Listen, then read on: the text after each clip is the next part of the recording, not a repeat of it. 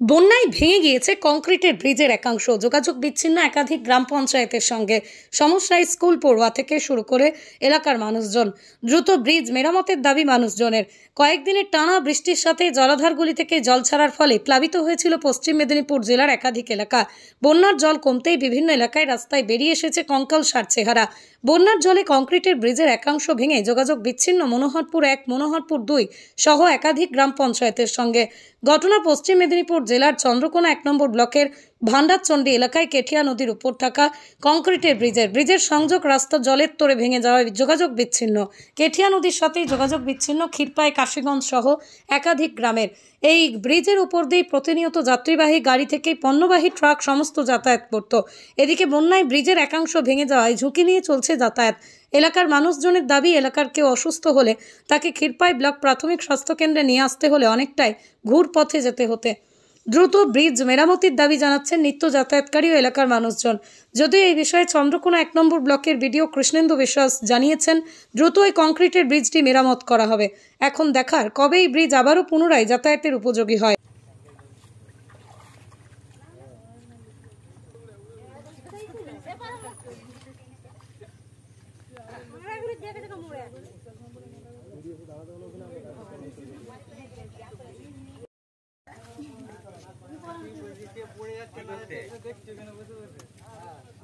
ব্যাগগুলোর কাছে লাও না।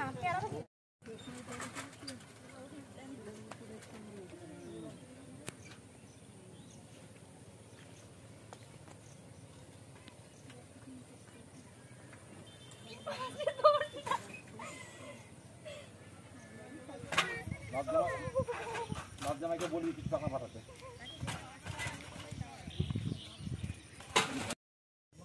আমি কাশীগঞ্জে ব্রিজে হ্যাঁ তাদের বাঁকা আর দিনে করে বাগিয়ে দিলে পরে হতো কি কষ্ট।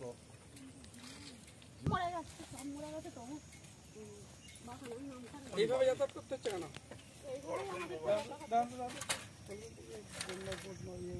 এইভাবে যাতায়াত করতে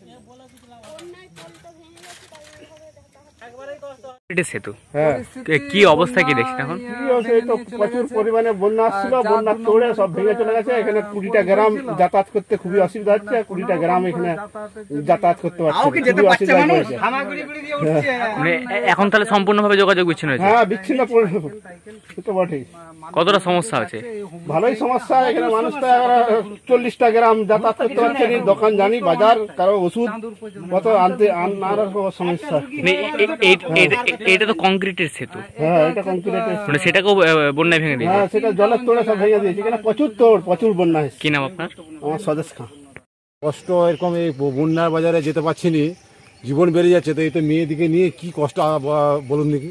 এভাবে ঘুরে যেতে হচ্ছে কেন? হ্যাঁ, ঘুরে যেতে হচ্ছে। সরকার কিছু কাজকর্ম হচ্ছে নি বা আমাদের সুবিধা সুযোগ করছে নি। হয়েছে নাকি এইদিকে যাতায়াত করা যাচ্ছে না? না। কেন? ওই তো রাস্তা ভেঙে গেছে। তো রাস্তা ভেঙে গেছে, কোন রকম ভাবে যাতায়াত করা যাচ্ছে না।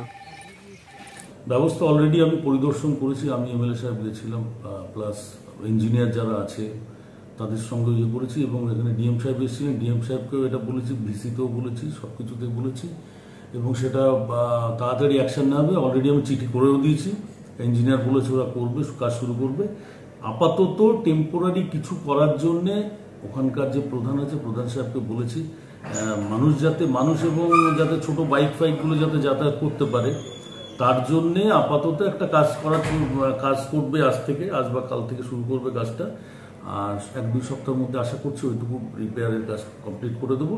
এবং পরবর্তীতে এটা নিয়ে একদম উচ্চ স্তরে আলোচনাও হয়েছে। এই ব্রিজটার কাজটা শুরু করা মানে এটা ধরা হবে গুরুত্বপূর্ণ। যেহেতু এই ব্লকে আর কোথাও এরকম ব্রিজের ক্ষতিগ্রস্ত হয়েছে? আর একটা ডিঙালে হয়েছে। ডিঙালে ক্ষতিগ্রস্ত মানে এটা অনেক পুরনো ব্রিজ। ওটারও একটা প্রপোজাল আমরা পাঠিয়েছি অলরেডি।